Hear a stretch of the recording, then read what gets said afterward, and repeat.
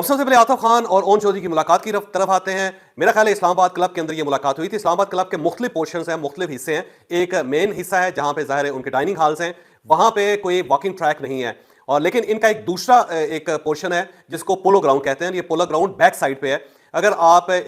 Sports complex की तरफ आए तो स्पोर्ट्स कम्प्लेक्स की तरफ से नहीं, बैक साइड से जो एक सड़क है जो चांद सारा चौक से जाके आगे जाके ये एक्सप्रेस वे को मिलती है, या आप समझे इसे क्लब रोड कहते हैं, क्लब रोड को मिलती है जाके, क्योंकि इससे एक साइड पे फैजाबाद है राइट साइड पे, और अगर आप लेफ्ट साइड पे ट्रैवल करें तो फिर आप दोबारा डोगरी चौक चले आते हैं, यहां से फिर आप मरी की तरफ चले जाते हैं या सरीना की तरफ आ जाते हैं। तो इस जो सड़क है जो चांद सारा चौक से आगे निकलती है और टूवर्ड अगर आप जाएं क्लब रोड की तरफ तो फिर दरमियान में पोलो ग्राउंड का गेट आ जाता है, और जब आप इसके अंदर एंटर होते हैं तो फिर वहां पे पार्किंग है और उसके बाद वहां पे वॉकिंग ट्रैक है जो 1 किलोमीटर का ट्रैक है, और ज्यादातर लोग वहीं पे वॉक करते हैं। तो मुझे लगता है कि अगर ये वॉक के दरमियान की फुटेज है या वॉक के दरमियान की मुलाकात है तो फिर ये पोलो ग्राउंड के अंदर ही हुई होगी, और वो इस्लामाबाद क्लब का पोलो ग्राउंड है। तो ये कहा यह जाता है ओन चौधरी साहब की तरफ से भी और आतिफ खान साहब की तरफ से भी कि जब मैं वहां पे गया वॉक के लिए तो वहां पे ओन चौधरी साहब भी आए हुए थे, हमारी अलैक्स होगी, हमने कुछ देर खड़े होकर बातचीत की वैसे ही, क्योंकि ज़ाहिर है पुराने कुलीग्स हैं, और जब पुराने कुलीग्स एक दूसरे के साथ मिलते हैं तो कितनी ही दुश्मनी या कितने ही सियासी इख्तलाफात क्यों ना हो, ज़ाहिर है लोग एक दूसरे को सलाम भी करते हैं और एक दूसरे के साथ खड़े होकर हाल हवाल भी पूछते हैं।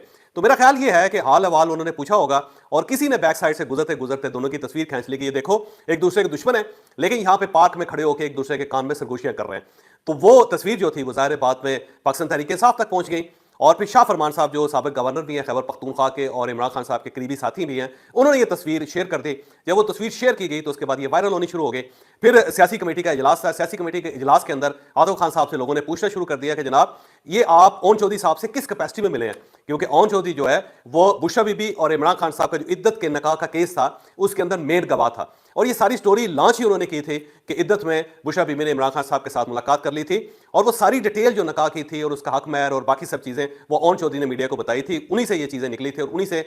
उसी की वजह से ये केस बना था। तो जाहिर है फिर आतिफ खान साहब से पूछा गया तो आतिफ खान ने कहा कि मैंने कोई चुप के मुलाकात तो नहीं की, जाहिर है एक ओपन प्लेस थी जहां पे मैं भी था और वो भी था, और एक दूसरे के साथ हमारी मुलाकात हो गई और कुछ देर हम खड़े होकर एक दूसरे का हाल अहवाल पूछते रहे, लेकिन पार्टी ज़ाहिर है इसे कबूल करने के लिए तैयार नहीं है। तो गंडापुर साहब ने बहुत स्टैंड लिया इसके ऊपर। गंडापुर साहब ने कहा कि देखें मैं सीएम हूं,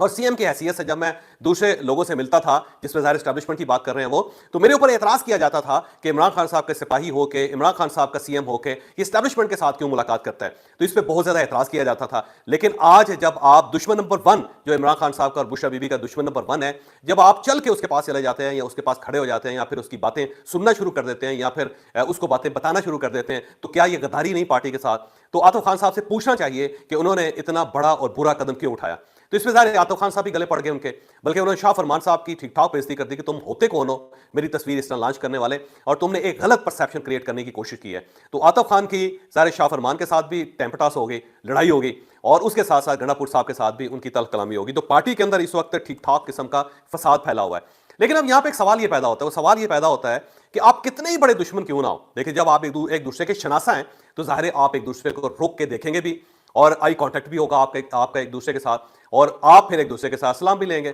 और अगर कोई ऐसी जगह है जहां पे गुजरने के यानी दूर से गुजरने का कोई चांस नहीं है तो फिर आप एक दूसरे के साथ रुक के बातचीत भी करेंगे। और सियासत के अंदर यह है कि आप कितने ही मुखालिफ क्यों ना हो, बहरहाल आप दोनों के दरमियान एक टॉकिंग टर्म्स जरूर रहते हैं। इसमें मैं पाकिस्तान पीपल्स पार्टी और पाकिस्तान मुस्लिम लीग नून की मिसाल देता हूं कि ये तवील अरसे तक एक दूसरे के जानी दुश्मन रहे, लेकिन इसके बावजूद भी ये सब लोग एक दूसरे की शादियों में जाते थे, एक दूसरे के मरनों में जाते थे, एक दूसरे के फंक्शंस में जाते थे, और किसी होटल के अंदर या किसी चाय खाने के अंदर किसी जगह पर अगर इन दोनों फरीकैन की मुलाकात हो जाती थी, दोनों एक दूसरे के साथ बाकायदा मिलते थे। और उस जमाने में भी जब मियां नवाज शरीफ और मोहतरमा बेनज़ीर भुट्टो के दरमियान बहुत डिस्टेंस था, उस वक्त भी जब इन दोनों का आमना सामना हो जाता था तो दोनों खड़े होकर एक दूसरे का हाल हवाल भी पूछते थे, अस्सलाम वालेकुम और वालेकुम सलाम भी कहते थे एक दूसरे को। और इसी तरह जब बाकी मुखालफीन है वो भी, इवन जनरल परवेज मुशर्रफ के दौर में भी जब वुज़रा जो थे वो सारे जनरल परवेज मुशर्रफ के साथ खड़े थे, उस वक्त भी चौधरी शुजात की, बल्कि चौधरी परवेज इलाही की भी मियां नवाज शरीफ के खानदान के साथ भी रब्ता था, और ये एक दूसरे को फेवर्स भी देते रहे। और मोहतरमा बेनज़ीर भुट्टो जो ज़ाहिर है इनको अपना दुश्मन नंबर 1 समझती थी और वो भी इनको दुश्मन नंबर 1 समझते थे, उनके दरमियान भी रब्ते थे। लेकिन पाकिस्तान तहरीक इंसाफ क्योंकि एक अनोखी जमात है, वहां पर अगर आप किसी के मुखालिफ हैं तो फिर आप मुखालिफ हैं, ना फिर आप उसको सलाम कर सकते हैं, ना उसका जवाब ले सकते हैं, ना आप उसके साथ आई कॉन्टैक्ट कर सकते हैं, ना आप उसके साथ शेक हैंड कर सकते हैं, और ना ही आप मामलात को किसी तरह भी बेहतर बना सकते हैं, ना ईदें मिल सकते हैं, ना किसी की शादी में जा सकते हैं, ना किसी के मरने में जा सकते हैं। तो पाकिस्तान तहरीक तहरीक इंसाफ बड़ी अनोखी जमात है कि वो ये समझते हैं कि अगर वो बंदा आपकी लिस्ट से निकल गया है या अगर आपने उसके ऊपर ठप्पा लगा दिया कि हमारा दुश्मन है, तो फिर उसके साथ मुलाकात नहीं हो सकती। ये पार्टी का कल्चर है और इस कल्चर का इजहार जो है अब आतिफ खान साहब के साथ हो रहा है। मेरा ख्याल है पार्टी को अपना कल्चर बदलना पड़ेगा। अब हम आते हैं इमरान रियाज साहब की तरफ। इमरान रियाज साहब ज़ाहिर है इस वक्त पाकिस्तान से बाहर चले गए हैं और मैं ये समझता हूं कि हर शख्स का ये हक है कि अगर उसकी जान को खतरा है या उसके माल को खतरा है या उसकी फैमिली या उसकी इज्जत को कोई खतरा है तो वो अपना बंदोबस्त कर सकता है। और अगर वो इस मुल्क के अंदर या अपने मुल्क के अंदर कंफर्टेबल नहीं है तो फिर उसे दूसरे मुल्क में चले जाना चाहिए। और इसके ये ज़ाहिर है मजहब भी इस चीज़ की इजाज़त देता है और कानून भी इस चीज़ की इजाज़त देता है और आइन भी इस चीज़ की इजाज़त देता है। तो अगर इमरान रियाज साहब पाकिस्तान से निकल गए हैं, चले गए हैं, तो ये उनका हक था और उन्होंने इस हक को पूरी तरह इस्तेमाल किया, लिहाजा मैं उसके खिलाफ बिल्कुल नहीं है। दूसरा, इमरान रियाज के लिए मेरे दिल में बहुत एहतराम है, बड़ा ज़बरदस्त इंसान है, बड़ी ताकत है उस बंदे के अंदर और जितनी जुर्रत है मैंने बहुत कम लोगों के अंदर देखा है, स्पेशली जर्नलिज्म में, जिस कदर जुर्रत के साथ वो अपना मौक़िफ़ बयान करता है। गो आपको उस मौक़िफ़ के साथ इत्तफ़ाक़ करना आपका ज़रूरी नहीं है, लेकिन इसके बावजूद बंदा बड़े धड़ल्ले के साथ अपने मौक़िफ़ का इज़हार करता है, जो मेरा ख्याल है इस चीज़ की इज़्ज़त करनी चाहिए। तो मैंने उनके 2 इंटरव्यूज़ देखे हैं। एक यूट्यूबर है उस्मान चौधरी, उनके साथ उनका इंटरव्यू था। दूसरा श्रीज़ादा, जो मालाकंड के सवात के रहने वाले हैं और जर्नलिस्ट हैं, रिपोर्टर हैं, बड़े अच्छे रिपोर्टर हैं, बड़े अच्छे जर्नलिस्ट हैं और वो यूट्यूब के ऊपर भी बड़ा कमाल कर रहे हैं। तो मैं उनके अक्सर व्लॉग्स देखता हूँ और उससे पहले मेरी उनके साथ मुलाकात भी थी क्योंकि वो एक्सप्रेस के साथ मुंसलिक थे और शायद इस वक्त भी वो एक्सप्रेस के साथ मुंसलिक है। तो इमरान रियाज साहब ने दोनों इंटरव्यूज़ में एतराफ़ किया है कि वो श्रीज़ादा साहब के पास रह रहे थे, सवात के अंदर रह रहे थे, मालाकंड के अंदर रह रहे थे और मालाकंड के लोगों ने और श्रीज़ादा ने बहुत ज़्यादा साथ दिया, उनकी हिफाजत भी की, उन्हें पनाह भी दी, उनके नान नफ़के का बंदोबस्त भी किया और साथ साथ किसी को कानो कान खबर नहीं होने दी। मेरा ख्याल है ये श्रीज़ादा का ये क्रेडिट है कि उन्होंने मुश्किल वक्त में अपने एक साथी, अपने कुलीग का साथ दिया और मेरा ख्याल है ये कुलीग का साथ देना भी चाहिए सबको, क्योंकि किसी के वक्त भी किसी के ऊपर भी कोई मुश्किल वक्त आ सकता है। तो जब मुश्किल वक्त लोगों पे आते हैं तो ज़ाहिर है उनके दोस्त अहबाब और जो बड़े दिल के लोग हैं वही एक दूसरे का साथ देते हैं। श्रीज़ादा ने उसका साथ दिया, इसका एतराफ़ उन्होंने बयान किया। इसके साथ साथ उन्होंने इस इंटरव्यू में यह भी कहा कि जी मेरा जो यहाँ से नकल मकानी है उसमें जो मेन किरदार है वो कासिम सूरी साहब का है। कासिम सूरी साहब ने मुझे फ़ोन करके कहा था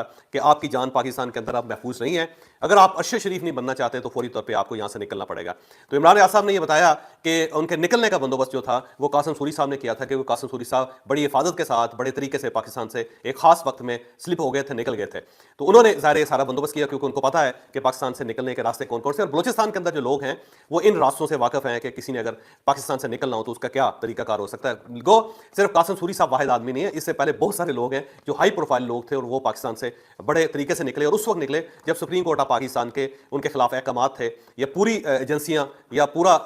लॉ इन्फोर्समेंट का जो डिपार्टमेंट है उनको तलाश कर रहा था, लेकिन इसके बावजूद वो पाकिस्तान से निकल गए। बहुत सारे लोग हैं, मैं बहुत सारी कहानियां सुना सकता हूं आपको, लेकिन सरदस्त वो वक्त नहीं है। तो बहरहाल कासिम सूरी साहब को उन्होंने शुक्रिया अदा किया कि उन्होंने फिर उनको एक साहब दिए जो ज़ाहिर पश्तून, वो उन्होंने बताया कि पश्तून है और वो बहुत नर आदमी है, बड़ा बहादुर आदमी है। उसने इनकी बहुत हिफाजत भी की, बहुत ख्याल भी रखा। फिर 3 ट्राइज की वो बात कर रहे हैं कि 3 कोशिशें मैंने की जिसमें से 2 नाकाम होगी। मेरा ख्याल है एक कोशिश उन्होंने डेफिनेटली मस्कत जाने के लिए की होगी और वो गवादर से की होगी, क्योंकि मेरी इंफॉर्मेशन यही थी कि वो गवादर के अंदर देखे गए थे या उस साइड पे वो देखे गए थे। और उन्होंने इतराफ़ भी किया इस इंटरव्यू में कि मैं बलूचिस्तान भी गया था, मैं सिंध भी गया था, मैं पंजाब के अंदर भी रहा, मैं लाहौर के अंदर भी रहा, मैं इस्लामाबाद भी आया और ब्लू एरिया के अंदर मैं रहता रहा, फिर स्वाबी भी रहा, फिर मालाकंड सवात का वो जिक्र कर चुके हैं कि मैं वहाँ पे रहा। फिर उन्होंने कहा जी वो गैरतमंद पठान था जो इन्हें लेके निकला और एक ट्राई के अंदर वो जख्मी भी हो गए और पेट के अंदर इन्फेक्शन भी हो गया, उनका कोई जख्म आया उनको। मेरा ख्याल है किसी जानवर का वार होगा या किसी चट्टान से गिरने से या फिर बाज़-औक़ात झाड़ियाँ होती हैं, ज़ाहिर है आपको रात के वक्त सफ़र करना होता है, तो झाड़ियों की वजह से भी इंसान जख्मी हो जाते हैं क्योंकि ये रास्ते बड़े ख़तरनाक हैं। फिर दूसरी ट्राई में भी वो नाकाम हो गए, ज़ाहिर है बॉर्डर से क्रॉस नहीं कर सके होंगे क्योंकि वहाँ पे पेट्रोलिंग होती है और साथ साथ अब फेंसिंग हुई है अफगानिस्तान के बॉर्डर पर और वहाँ से गुजरना इतना आसान काम नहीं है। ईरान का भी एक पोर्शन, बहुत बड़ा पोर्शन जो है उसके अंदर फेंसिंग है, तो उस फेंस से गुजरना इतना आसान काम नहीं होता।